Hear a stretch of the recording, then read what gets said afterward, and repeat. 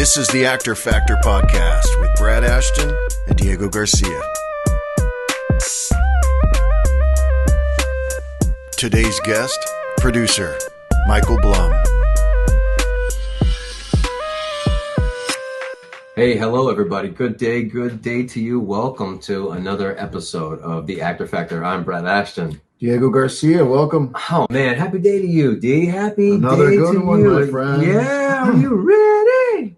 I'm ready. It's your response. I'm always ready. I love that. That is the response? I don't know the song. I don't know either. I don't listen to music. I'm really bad at it, but I love our intro you're music. great at it. You're insane. Hey, I'm sorry. I was just taking a sip of my coffee here. I drink coffee throughout the day. As you know, I do love a hot cup of coffee. I like my coffee. I'm serious, with a little bit of kick. You know, what do you mean? What's the kick? Piping hot. I like it hot. Oh, that's sometimes you almost want to spit it back in your cup. I like hot coffee that hot. Yeah, I do too. And I like my soup that way as well. Otherwise, don't bring me that little warm bowl of bath water. Again, are you drinking bath water? Did you get? Well, no, but that's what it tastes like when bath water gets in your mouth. Wow. You know, you take baths? Let's go. Let's rewind this Rolodex. Yes. I've just had lower eye blepharoplasty. Guys, once again, I'd like to tell you every time we start a show, and if I don't tell you, then please remember, these are not wise words of wisdom. They're just words. Yeah, that's right. Yeah, Diego says a lot. I say a lot. And you guys come here to listen to it. I mean, and more importantly, you come to listen to our guests. We're just like the warm up. You know, we are the hype men for. I like that. The person coming up. I've always wanted to be a hype man. That's the reason I think we started this podcast, because we both had pipe dreams of being a pipe. Yeah, but this is our time down here. The interview comes later, which we are very excited about. Hey, do you want to write up Troy's bucket? Because if you do, this interview's over the moment you do. Up there is their time. I'm taking it back. Yeah. No, I mean, right now we talk about the auditions we're not getting right now. But hey. You know what? No, we are getting auditions. I don't know why. I always start kind of aggressively about that. Yeah, you get really excited about what we are and we aren't doing, and I can't wait to get some show and tell every day for Diego. Hey, we're here, and I want to show you before we tell. Let's tell everything. Yeah. But back in the Goonies days, I remember watching that movie, and you think, oh, geez, I want to be in that movie. I want to be in that movie. But how do you convince your family to pack up the car and drive you out to California? I couldn't do that. My dad was a police officer. He's not going to up and move from. You can't go be a police officer anywhere else. Texas is the only place, right? I don't know what that meant. Nah, that meant exactly what it meant. But I mean, I'm guessing when you, I think so. Yeah, when you're just from there, and you look forward to your life in that area the rest of your life. I commend the young child stars and those kids that were out here getting it done, and their families for uprooting and moving out, because you hear about that, you know. And my family would have done that. I mean, my dad was in the oil business in Texas. I mean, he wasn't on the money-making end of it, if you know what I'm saying. He was the working, getting it out of the ground, grunt hand, the laborer.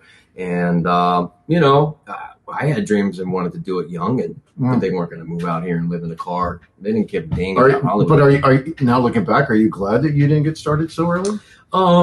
To be honest, I'm going to say 100% honestly, yes, because I probably would have had a drug and alcohol addiction if I had gotten any bit of success back in the day, younger, and I probably would not be in the position I am today. And I'm much happier to be here in retrospect, because I really feel like it would have turned out probably badly, poorly for me.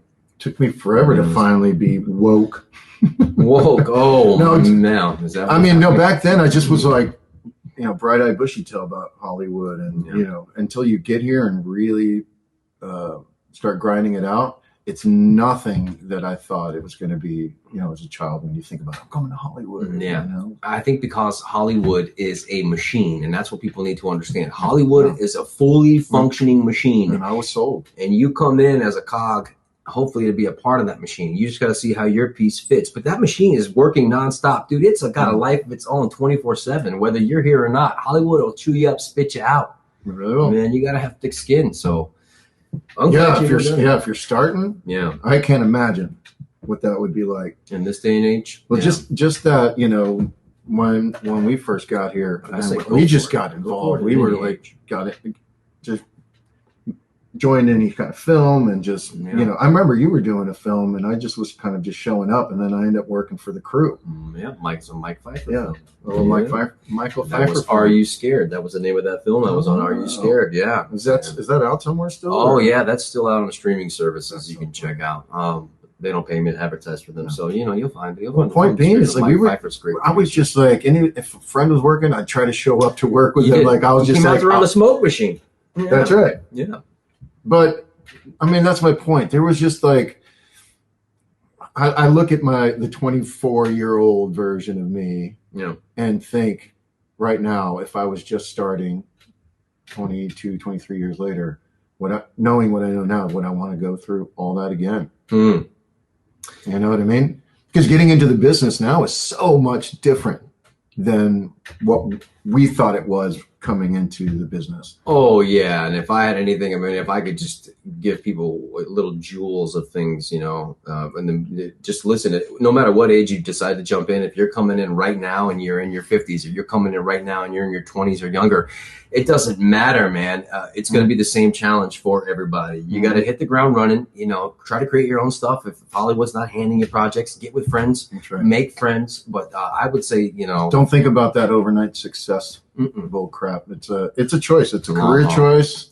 You're here to be creative, and you're here to be a part of things that are bigger than us. Look, your friend just called you up and said, hey, I'm driving stuff from Alaska all the way down to the tip of Florida. I'm leaving tonight. Are you in? Yes or no?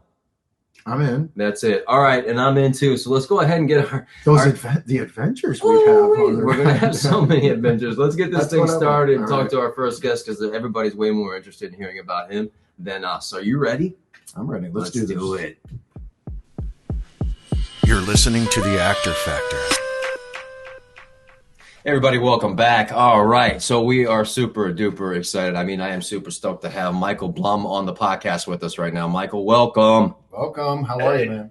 Good to talk to you guys. This guy is one of the major producers in Hollywood, California. If you don't know him, use the Google, look him up. But, I could tell you a whole list of everything he's done, but we're going to get deeply, deeply into that, because I've known Michael Blum for many years. We don't need to date ourselves, but, quite a few years, would you say? Yeah, I would say. And he's been doing, everything under the stars. But what did you just finish right now? Is there any project currently that you've wrapped out, or you're done with, or that you're going into? Yeah, I got out of having COVID. It got you, huh? Oh. Yep. Yeah, 2.5 years of sequestration, being safe and sound, and the next thing you know, it got me. Well, for people who don't know, Michael Blum is, he lives a very exciting life. And a couple of years ago, he was like not living such an exciting life. So he decided to just have heart surgery, open heart surgery. Oh, man. Yeah, he's like, let's mix it up a little bit. So just so you know, so how was the COVID? How did the COVID treat you? It's a bitch. I wouldn't recommend it to anybody. It's not a hoax. It's definitely, some people are affected more than others. Yeah. And so some people say, it's nothing. But personally, I will tell you, it is something. Yeah. I ended up Avoid it. Don't get it. And it hurt our industry. I mean, a lot shut down and became very difficult and very expensive. And as you know, like certain stars, even like Tom Cruise was, paying double the money to make Mission Impossible during COVID. Yep. And you heard about him having snit fits over the crew, not, abiding by COVID protocols. But when you're spending millions of dollars in a day and your star gets sick, that's not going to work. Yeah, that's right. Yeah, I remember when that was going off, and everybody was, the whole scandal was him screaming at the casting crew about, we're setting the standard here in Hollywood. And at the time, maybe you think that was kind of brutal, people yelling at everybody, but no, he was the only one up and running, trying to keep making his franchise, right? And when the rest of us were, he's going to save the movie industry. That's right. That's right. But even then, it has changed our entertainment habits. And, whether people get back into the theaters, and in our industry, and all the schmoozing and screenings and the social interactions part that also are, keep the industry running to some degree, building your networks and building your contacts and, getting the word out about your projects, your podcasts, whatever. We're not having those same kind of social interactions for almost 3 years. Yeah. That has an effect. And then people working remotely from home and working remotely from, literally from their phones. Yeah. So that has changed I guess, really what you used to do. Are you used to going out to doing more in-person meetings and glad handing with people? And so it's a big change for you to have to do it via Skype now? Well, it is. Well, we Skyped a lot at first. There was a lot of, Zoom took over, really. Right. And the whole world was Zooming. But, it changed also the real estate. I mean, did you really need to keep the overhead of big offices and things if nobody is in them? That's right. And then the restaurants were hurting, where we would normally, let's do lunch. It changes your business practices. Mm-hmm. So I think the industry is sort of, kind of coming back from that. And then you've got all these services that were based on our viewing habits during COVID, where streaming became huge. And now you're finding companies that put a lot of money into streaming like Disney having to recalibrate, And there's also the movement that the bean counters sort of got to take over because they only had, not so much relationships, but sort of algorithms to go by, This year it's going to be mermaids, not unicorns, Yeah. And so they would literally, the creative was sort of being top driven by business and legal and sales and marketing. Now they want to give it back, hopefully, to talent and back to creative. But, we've seen what happens when it's really corporate entertainment. Yeah, which you're not a fan of, which you can tell, huh? Well, I would be if I were receiving those kind of residuals and paychecks. Sure. We sell our souls to the studios at a certain point or to the networks. But for those of us that are struggling to get our projects that are more passionate about or personal, etc., it's not about the paycheck at that point. All my documentary filmmaking friends, for example, those are all passion projects. Yeah. Fortunately, documentaries have grown. When I was starting out, documentaries, nobody did those. They didn't make any money. And now it's a big part. It really is. Yeah. So are you saying, when the pandemic first hit, were you in the middle of a project? Did you get shut down somewhere, or how was that? How was that transition for you? I was coming off of doing a bunch of work with 50 Cent or Curtis Jackson, depending on which idiot you know him as. And we were actually doing a comedy series for BET and a young entrepreneur series that piloted for A&E but didn't quite make it on. And when I finished that, I took off and went to Europe. And right after I got back, that's when COVID basically hit. And that was it. Nothing started up again for quite a while. Yeah, it was a couple of years of downtime, man. Almost, which is great for writers. Sure. And all my music writing friends now have catalog. It's the time did get used. Yeah. Did you create anything musically, or do you write scripts? Did you get some ideas or something pumping during the pandemic? I did a lot of music, but I don't necessarily make a living off it. I really do it for joy. Yeah. And always have. But I got, the way I look at it, I try to find niches that are underserved or markets that are, ripe, so to speak. And my background was, partially I was the showrunner and exec producer for Chris Angel Mindfreak. And one of the things about that was interesting was, if you ask people who the most famous magician was in the world, at the time it was Copperfield, but he was pretty much retired. And David Blaine had sort of become a performance endurance artist. And Siegfried and Roy got eaten by their tigers. That's right. So in essence, that's right. it was a slap open that nobody was filling. Yeah. And so there was room in the entertainment world to, create a new person, a new celebrity, somebody that would fill that slot and do it differently and not be a black tie, top hat, rabbit out of a hat guy. More like a bad boy of magic. Yeah. And ultimately, we created that. You created them from your kitchen. It started in your house, and you created them from your kitchen, sitting around a table. Yeah, I wouldn't go that far. Chris was well on his way by the time I came in. But he started with at least 1 million, people on his web following, so he did have some East Coast cachet going on. But there was sort of a conscious effort to say, okay, let's take over the magic space. And now you see all these shows on magic. The Masked Magician Revealed was like the highest rated Fox show for quite a while. Mm-hmm. So then during COVID, I was looking for, well, how do I recreate that? So I've been working with someone in the astrology and metaphysics world to look at that market and then create something completely different. I like it. Cool. So I was doing a lot of development during that time. And it included live touring for when COVID was over. It included, a cable series, online, digital, merch, the whole marketing package, basically. So when you first started out, you're putting shows together and you're out there, selling shows and making shows work and happen. But when you started out, what did you want to be when you grew up? How did you get the inclination? And was it producer? Did you want to be an actor, director? Did you have any industry experience at all? Did you have any interest in the industry? Like what spawned it? Why are you here now? It's funny. I can tell you because I kind of remember distinctly, when you're a little kid, they ask you, what do you want to be when you grow up? Yeah. And I said, well, what's the top job? And they said president, Yeah. And I said, well, then I guess I want to be president of the United States. Nice. And my grandparents nicely informed me that was not going to happen with the last name of Blum. And I said, well, what's the next best thing? And I found at a young age that I was very good about sort of organizing chaos, and that my natural proclivities were to bring chaos to order.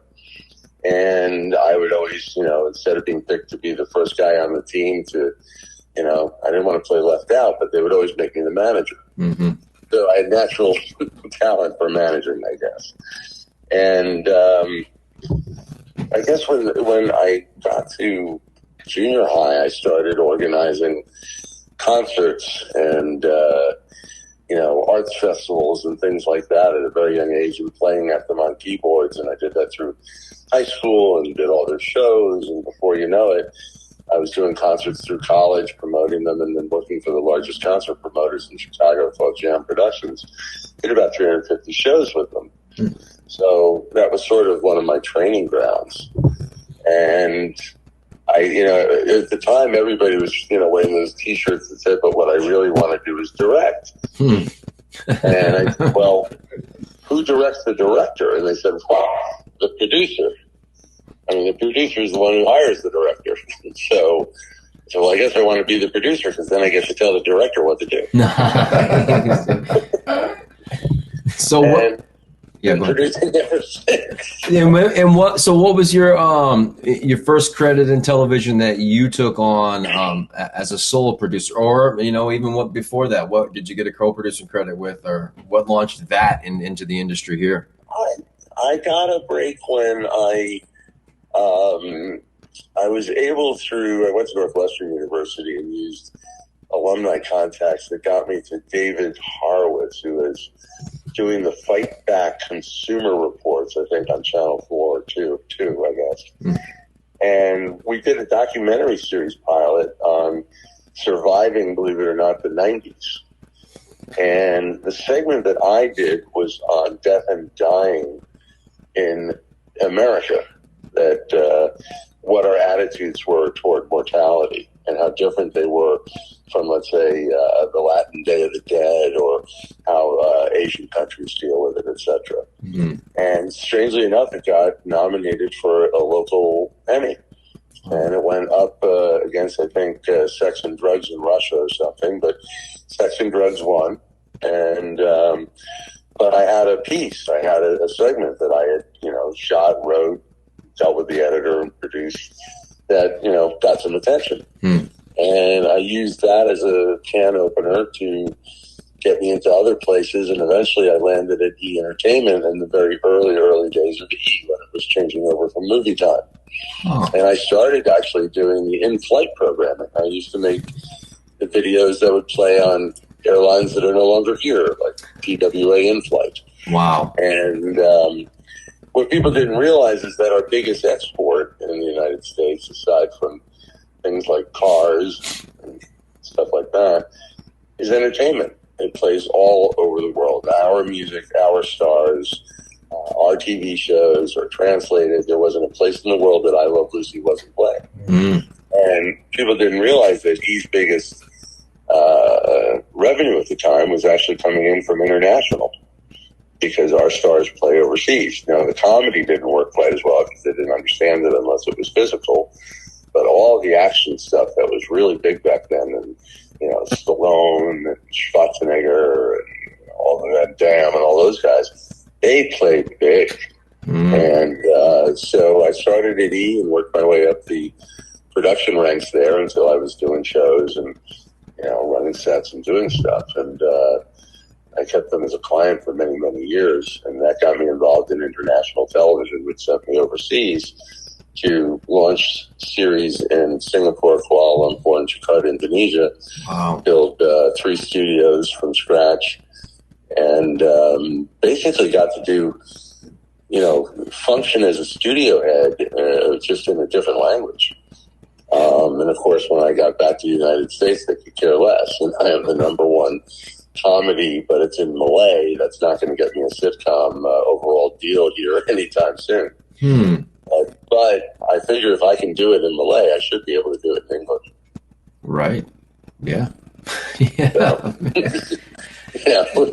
It was challenging. So what is your favorite thing to produce then? Because I know you've done everything. I know you've done a long list. So you can do reality TV, scripted television, feature films, all that stuff. I mean, videos as well. Yeah. I haven't done feature films. I've never done a feature. Written a bunch of them in a drawer. I call them 120-page lottery tickets that didn't pay off yet. Oh, we should bring some of those to fruition. Being when you're sort of into a lot of things, sometimes it can be to your detriment, because I found in television, they sort of want to, and movies too, they kind of want to make you the expert in the one thing that you did successfully last time. So if you did a game show, don't go pitching a soap, a reality doc or something. They expect you to do a game show. And so it's like when I got done doing a magic show, the only pitches I got were magic. But I do a lot more than that, but we know you as that guy. So you can get pigeonholed pretty easily. Fortunately, my interests are all across the board, so everything from things that are both entertaining, uplifting, take you on a journey from point A to B, tell you things that you didn't know before, make you feel differently. Those kind of stories and subject matter interest me. Things that people don't always touch upon. Yeah, not the cliches. But nobody wants to do anything on death. How do you sell that? Yeah, here I am doing a segment on death. Yeah. I mean, scripted, 6 Feet Under was pretty good. That was a good death show. Rare though, right? I mean, you're right. It's like you got to break through the mold, and when something is with quality and it's good, like 6 Feet Under was done, then you can break through. But it's not when you're going to pitch it. I mean, you're probably too young for this, but imagine pitching Hogan's Heroes today. Most of your audience probably doesn't even know what that is, but I can imagine Sherwood Schwartz pitching a comedy to all these network execs and say, it takes place in a Nazi POW camp. Right. and it's a comedy. And it was very successful. Most of the shows, though, you don't even realize it come from other roots. That one actually came from a show called Allo Allo that played in France. A lot of shows we get are British comedies that get remade. Hogan's Hero was Allo? Is that what you're saying? Yeah, it was Allo Allo. I gotcha. And I don't know if you've seen Allo Allo, it's hysterical. Really funny shit. So, and Britton has given us a lot of comedies that we've Benny Hill translated.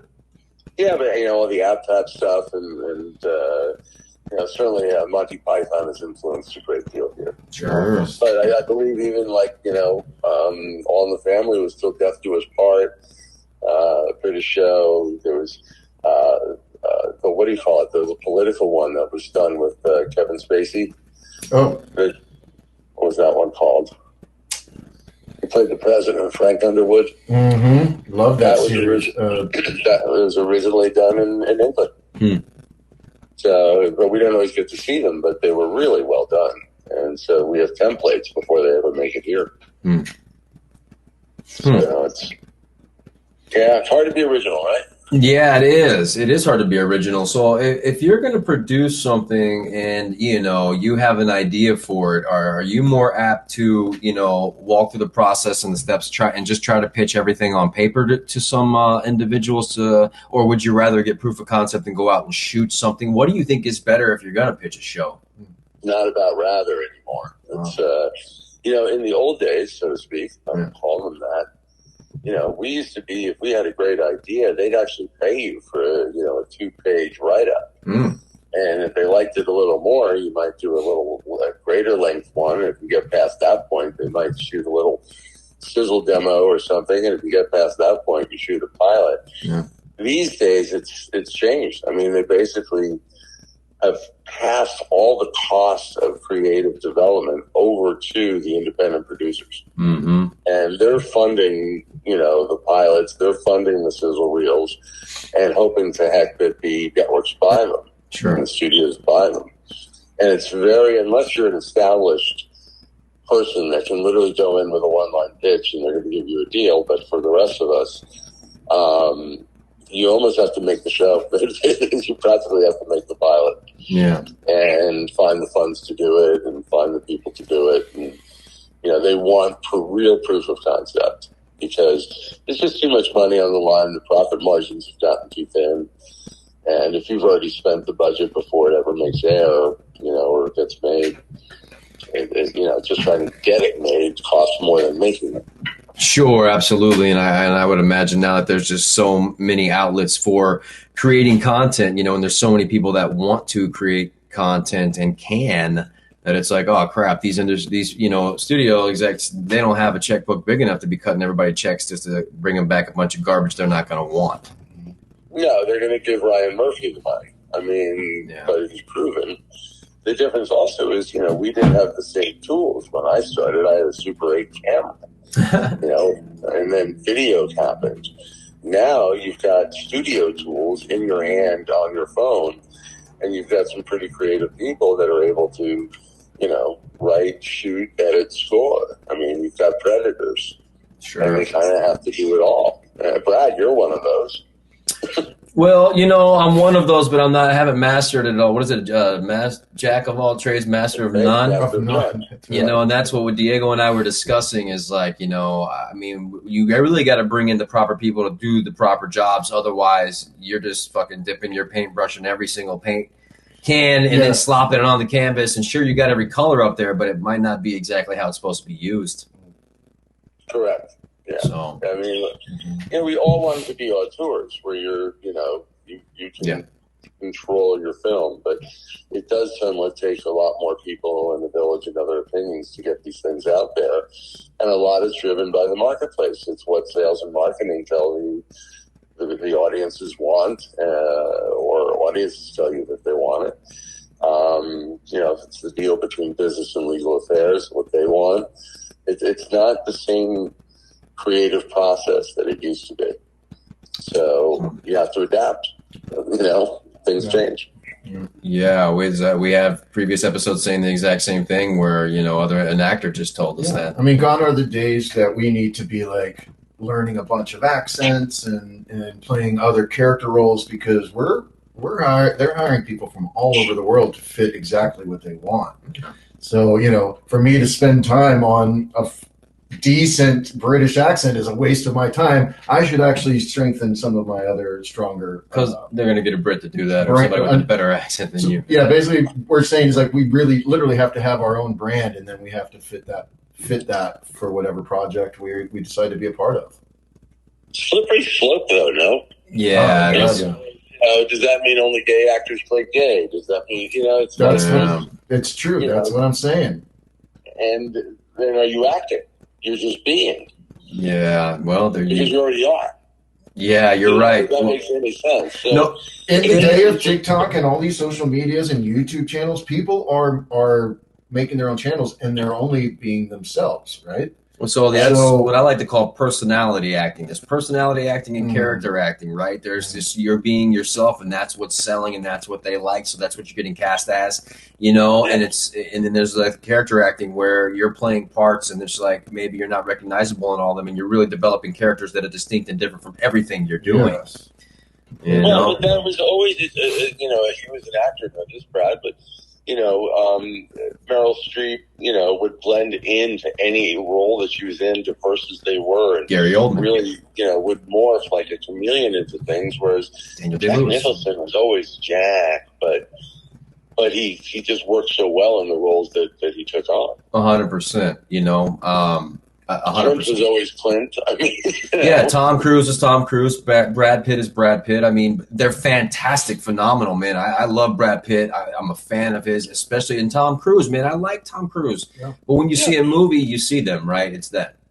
You get a Gary Oldman movie, and it might take you to the credits to figure it out. Tom Cruise was supposed to, in Rain Man, he was supposed to have Dustin Hoffman's part. He was supposed to play the affected brother. Really? What happened? Well, we found out that Tom Cruise is Tom Cruise no matter how effective you try to make him. Yeah. and that Dustin Hoffman could do a better job playing a Rain Man. Yeah. What a fantastic performance. They were both excellent. Yeah. But after doing the reading, they realized, no, we're switching. Amazing. And see, I think that's what you're good at, and what makes you an excellent producer is because you're responsible, aren't you, for the most part of putting the party together. You got to put the proper pieces in place to make the product that you want happen the way you want it to happen. Otherwise, it's all a fail, right? Yeah, well, producers is a nebulous term. People, my parents still don't know what I do. And one of the reasons I think for that is that there's so many kinds of producers. Sure. And the entry point for producing can be very different. You get the way that the credits were, functioning. If you were the talent manager for the star that they banked the film on, they often would have to give the manager an executive producer credit. Oh, wow. And then they started giving the stars extra executive producer credits. Huh. So, and that gave them extra money. It was a way to negotiate for budget. Yeah. And they may have nothing to do with, finding that film, finding that script, developing, none of it. They come in at the end and all of a sudden they've got these nice fancy credits. And that can happen. You've got producers that come through the below the line, where they were location managers or whatever, production managers, and the next thing they're actually supervising producers, coordinating producers, and these are the people that handle all of the logistics. And you got crews of 50 to 100 people going, and they got to account for all these people. So those are producers. You've got the writers sometimes gets a production credit these days where they didn't used to. You've got a lot of guys that are just on the created by, but they really didn't write the script. They had an idea, they gave it to someone. There's so many different levels of it. So when you say producer, there's the financial guys, there's the nuts and bolts logistics guys, there's creative guys. Right. And you kind of have to be a little bit of all of them to some degree, but the end paycheck may come from different ways. And what's your favorite paycheck to get? Executive producer, co-producer, producer? I mean, they all vary in size, right? You know what? As long as they're projects that you love, credits are easy to give out. I know everyone covets them. And these days, IMDb is not exactly the most accurate. Yes. I do a lot of projects that don't fit the IMDb format. So if I go to list them, if I've done all of Bon Jovi's concert videos, which I did for quite a while, live event videos, they didn't really have a category for that. So I'm doing projects that don't necessarily come up. That's right. So unless it airs on cable. Yeah. I was going to say you IMDb you and it's like, oh yeah, I've got, it only shows 120 credits, but really I have 250 because there's so many things that you don't see on there, Correct. And and that's, but eventually I do find, to be honest, and I think you see it too, cream rises, talent outs, talent is, when you see it, it's undeniable. When somebody has that it factor, and whether it's a producer that has the charisma to charm you, or whether it's an actor that, makes you just really believe in, whatever the emotional message is, you recognize talent still, is king. And, we're all looking for the next talent. We're all looking for the next big thing. And speaking of the talent and the next big thing, I know in your illustrious career, you've worked with so many individuals, and I've been in your music recording studio. And I've seen your walls and I've seen your people, but for the people who haven't seen that and haven't heard, I mean, there's so many, you can't even list them all, but who are some of your favorites from that wall that you've really liked working with? And were there any nightmares? Oh my God! Well, that's a longer show than you. Oh, I know, but give me your favorite from up there, because there's a lot of cool people on that wall. They're all experiences. I think that all of us that work in this industry, and especially if you're working with a lot of famous people, we'll never forget meeting them, and they may not remember meeting us. That's right. And I've done 3 things with Ellen DeGeneres over the years, and I ran into her at a screening with Portia and her brother Vance, who I've actually played music with back in the day. He's a phenomenal bass player, but he's also a film exec. Anyway, I run into Ellen, and I, of course, like most people, you want to remind them of, that they know you, and, when the last time you worked together was, and how great that was. Mm-hmm. Ellen actually looked at me, and she's kind of tall, so she was looking down at me, and she goes, "Was it more than 5 years ago?" And I said, "I think so." And she says, "Well, then technically I don't really have to remember, do I?" So like I said, you never forget meeting them. They might not remember meeting you. I mean, in terms of a highlight, I got to direct Ronald Reagan. Wow. President. Well, in what way? He was just out of office. It was for a freedom address to the country of Hungary, who were awarding him a Freedom Medal for glasnost and perestroika with Gorbachev and bringing down the wall. And he was taping an address, and they needed somebody to kind of direct him and, get the stuff on tape. And I think Bill Rosenthal of Everybody Loves Raymond, who had done one of the National Correspondents' Dinners, had directed Clinton in it. And he told his mother, he said, if I am working with the most powerful person in the Western free world, and I tell them what to do, and they do it, doesn't that make me the most powerful person in the Western free world? I would have to say yes. So when you're telling Ronald Reagan, would you stand over there, sir? Yeah, yeah. But he was such a pro because he was an old actor. Yeah. He actually walked in the room, and it was in his offices, which took up half the floor of the 20th Century Fox building, the Die Hard building. Wow. Over in Century City. And they faced west, so he got the sunset. Well, next thing you know, the room is broiling. I got lights going, and I got a sunset. So now we're trying to, shut every shade, crank up the air conditioning, and he's running late, and we turn out all the lights. And I had everything all set up.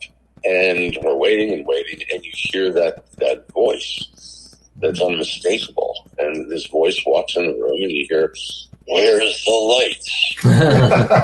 And I clap my hands, and I go, "Lights!" And the lights come up. He says, "Is that my mark?" Nice. He knows his mark. I mean, I got tape on the floor. Yeah, he's a pro.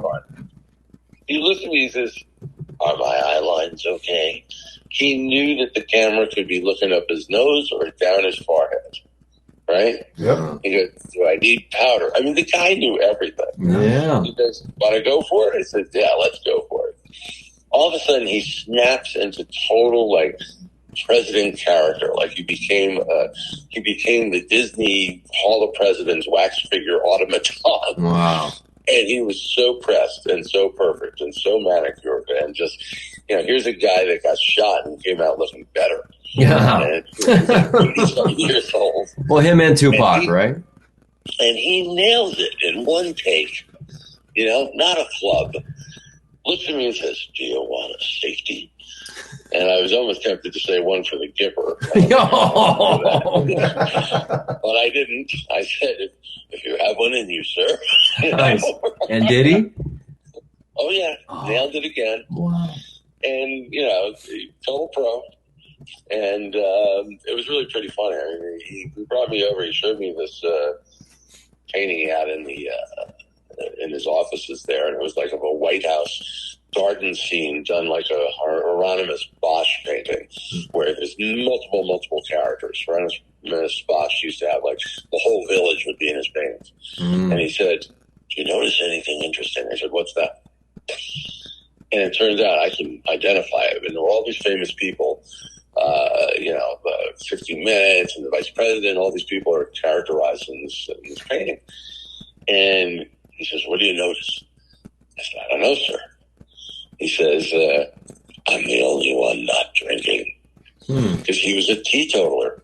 And everybody else had like champagne or a drink in their hands. Wow. And then he says, "I want you to go to the library." He was building his library, which I actually recommend to people. It's a really interesting place out in Simi Valley. Yeah, I still have not been there. They did cool exhibits. It's an interesting historic space. And we had all gotten our pictures taken with him. And so I had a picture, shaking hands with Reagan. And there was a young blonde lady in a red dress. And he came up to her. I was standing there. He says, "Do you want a picture?" And she says, "Oh, I already got one, sir. Thank you." And he goes, "Do you want another?" This guy's like 80 and he's still a dog. But so, you collect these experiences and you're never, it's like being Zelig in that Woody Allen film. You're a fly on a wall. You're just a notation in their calendar day. But it was still an amazing experience to do. And, I had to get security clearance and an FBI profile or whatever the heck before you can meet these people. For sure. So that was kind of a fun experience. I mean, I was, young and starting my directing career, and I could say that I directed a president. Heck yes. Who can say that? Not many people. But again, total pro. I mean, when we worked with Michael Jackson, I started the first computerized casting agency in LA way back when. This was the same year that the Macintosh was being launched. And I guess I started in 83, so Mac didn't come out till 84. And I had an old amber double floppy disk compact computer and bought a dating program because they had dating programs. And with that, you put in your dream person, over 6 feet, under 6 feet, blue-eyed, blonde hair, whatever it is.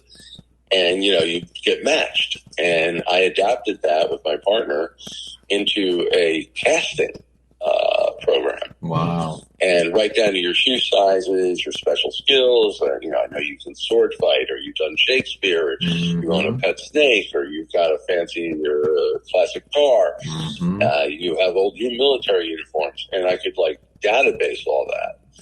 And we created a thing called Magic Casting. And as we started to, get bigger, we got a call at 12 o'clock at night one night. And I was out literally partying, I think France or somewhere. And we get this call, and it's from the first AD of this top secret project. And they needed townspeople, it turned out, to be in this most expensive music video ever made, and it was done in 3D. Wow. And it was being directed by Francis Ford Coppola, produced by George Lucas. Wow. And it starred Michael Jackson. Oh, yeah.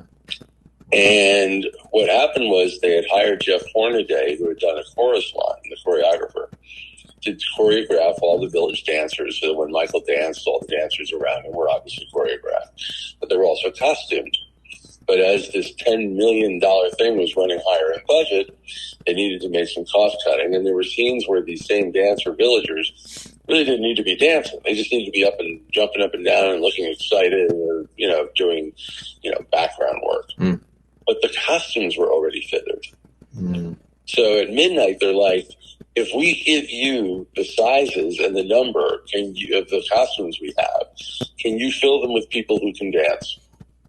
Wow. And we literally spent all night with the computer spitting out everyone with a 5'6" shoe, everybody with a 5'9", you know, and do you have dance ability? And we're calling them until like 4 a.m, saying, can you be on set to dance with Michael Jackson? Wow. Most of them thought we were a crank call. Yeah. Wow. But we filled the call.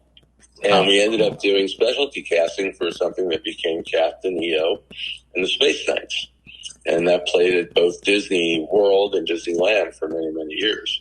Oh. And it was a really unique experience working around people at the level of Coppola and Michael Jackson and George Lucas, because everybody was on their A game. Yeah. You know, you weren't there if you weren't good. Yeah. And it was a top secret thing. And we had 10 sound stages, and we took over all of, well, at the time it was called Laird Studios. At different times it was called Selznick and Culver, you know, down off of Washington Boulevard there. Mm-hmm. But literally took over the studios. And that was a unique experience, watching Michael Jackson go to work every day, because for all his faults, as an entertainer and as a professional, unbelievable when, you know, Francis Ford Coppola said, again, Michael would give these routines that were very energetic and complex, all the energy take after take after take. Yeah. And just literally was just a consummate professional. Now, you know, what happens, you know, offset, that's a different story. But that was a unique experience, too, working on that. That was a very big production. And, you know, learned a lot from being around those people. Yeah. What an amazing experience. Yeah, no kidding, man. Just, I mean, you've worked with some greats who are no longer with us now. But, geez, I mean, yeah, I would feel like, you know, you're super duper successful, definitely in my book, man. I mean, you can hold your own along with the best and those guys. And, I mean, shows in your work, and man, I define it differently. You know, it's funny when people think they're successful. I mean, I see a lot of people with really big houses, and all that's in them are a flat screen, and a chair, or they rent or lease a very, very fancy car, or, you know, what is successful? And you know, that's an interesting term. Work consistently in your field, I think, is when you're successful. You're able to do what you love and just do it consistently. I would say that, you know, when you're doing what you love, you're definitely successful. Wow. Yeah. And when you're also touching people and giving back, I think that also makes one successful. You know, and not having nightmare experiences or being a nightmare. I mean, I've always prided myself on not being sued and not being someone who needs to sue people. And I know people that have made a living just doing that in this business. Yeah. And literally made a good living doing it. Yeah. Yeah, you can't be a jerk to anybody these days. I mean, back in the day, maybe you could be a diva with a little bit of an attitude and stuff, but you know, I think these days now, those people don't want to work with people like that. We don't have time for it. Time is too short, you know. And yes and no, they're still out there, Brad. Yeah, no, they're still out there. You know, they've proven psychologically in business a lot of times. You know, bullies can be successful. Some of them even become president. And you know, that people do look up to people that are a little bit more aggressive and do take the reins and, you know, add a little fear and intimidation. And, you know, I'd worked for some phone throwers. I never understood it. I mean, why is the producer throwing the phone? Yeah. At the same time, I also saw producers that I never understood how these executive producers could go out and play golf. At the time, and here I am trying to work 24/7, living, breathing, eating this business, and these guys are able to go play golf. Yeah. What are they doing that I'm not? And I learned as a producer that if you can put the right people in the right places doing the right things where they're successful at what they do, and you help them help you help them, that you can go play golf. Because you got people you can rely on that are going to make sure that production runs on time. Yeah. And on budget. And that there aren't problems. And when there are, you know how to handle them. That's right. You have to build that confidence and loyalty for all these years to get that team together. And if you have that, man, how lucky are you? Yeah. Yeah, a lot of people get to have the same teams. and have worked consistently on the same things. But because, like Brad pointed out, that if you have different interests in different genres, you're jumping from one kind of project to one kind of medium, it's harder to keep the same teams. We've become a lot more independent operators these days, and I think COVID has had something to do with that as well. Yeah. You know? And also that everybody wants to try their hand at everything. Yeah, that's... and normally you didn't get to. Yeah. Yeah. So. Well, I'm trying my hand at multiple things. I'll never stop doing that. And but that's the creative part. Operator is one of your more recent ones, I believe. Yeah, I've been flying around a drone for quite a bit now, and I picked that up during the pandemic, and I like it. And I'm, starting to do a little bit of editing and all that. But, my stuff, I don't know shortcuts. My stuff is brief. I'm not into color correction. I'm not good with audio. There's things I am not good at. You need a team. I need a team. You need a team, and it costs money. Yeah, you're right. I say one thing for those drones, Brad. We used to, if you had a decent budget, like when I had done stuff on Chris Angel, they found you. They found you, Diego. They found you. Yeah, you gotta go. But if you had money, I mean, I had what I considered a big thing. I had a 3 helicopter shoot. Wow, yeah. I feel like Francis Ford Coppola doing apocalypse now. Yeah. I mean, I heard the music in the background, and I got my helicopters lifting up. I'm on the radio. It's a big deal. Now, you can get a drone operator. And I notice them in every show, and the shots are just beautiful. Yeah. And whether it's Below Deck or White Orchid, I mean, it's just, or White Lotus. I mean, they just beautiful drone work these days. And at a fraction of what we used to spend to get those same shots. That's absolutely it, man. You can get a high quality 4K UHD on a gimbal camera drone, and operate it for fairly easily. And only thing is, you're just limiting the time with the batteries. You get like 30 minutes per battery, and if you're out there, it's like you need 10 batteries, or at least your batteries on rotation. That's where I find, I can't afford to keep buying more at $115 a piece. I'm like, well, I'm good with the 3 I have, and when they run out, wait another 6 hours to charge them up. Yeah, but try 3 helicopters. Yeah, no, I have not a budget there. With pilots, and the jibs that used to mount the cameras so that they were stabilized. Yeah, those were extra. Those were a fortune. Oh yeah. To have one of those on set, you were like pro. Yeah. Oh yeah, absolutely. And we do stuff also, like when you see these giant explosions in these action films, we used to use these cameras. I did them for Bon Jovi videos. We blew up a village once for one of his videos. And they have these cameras that were called photosonics, I think. And the film runs through at like 10,000 feet a second. Wow. So what it does is it takes a 1 second explosion, but literally turns it into like 10 seconds. Wow. So that it becomes huge. Wow. And that's how they are able to make some of these explosions that normally would be just a flash, really, if you took it in real time. But by using these high-speed cameras, they create the most intense, explosions you've ever seen, which is what we normally see on the big screen. I love it. I love it, man. And speaking of expensive, it sounds super. The producer has to figure out, well, how are you going to pay for that? Yeah, and call Michael Blum. We need money. Well, that's when you call the other producer that gets the credit because he found the money. There you go. It's all the chain of command. Everybody's got to have to play their part, right? That's right. Hey, we really appreciate your time. We know you have other things to do, and we won't keep you. But thank you for sharing your stories with us, Michael. Hope you enjoyed a little bit. I mean, I got a lot of them. Yeah, we'd love to have you back on a future podcast if you do have time. We'll delve into the many, many other things you have going on. Unfortunately, just not enough hours in the day. Mm-hmm.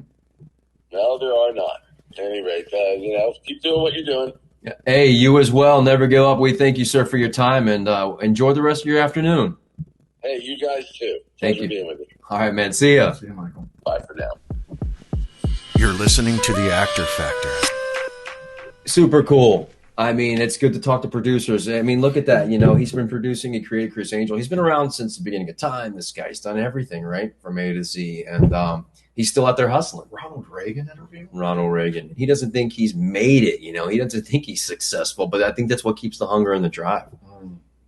Yeah, but I think you said it best. It's like you can't find these like Ronald Reagan or working with Michael Jackson as the topmost thing of your career, right? Because it's going to be scattered through a long period of time, and there's smaller successes in each project, right? Yeah, everything's a little battle. You just never. But if you love it, it's not work, and if we're lucky to keep doing it, it's like we heard before, it's not just the 20 people that are out there anymore. There's thousands and thousands and thousands of people competing for the same thing now these days. So to be actively working is a success. Is a success, yeah.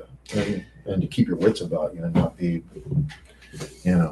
We'll leave you with that. Keep your wits about you, everybody. Stay successful, and we'll see you on the next episode of The Actor Factor. I'm Brad. I'm Diego. Take care. See ya.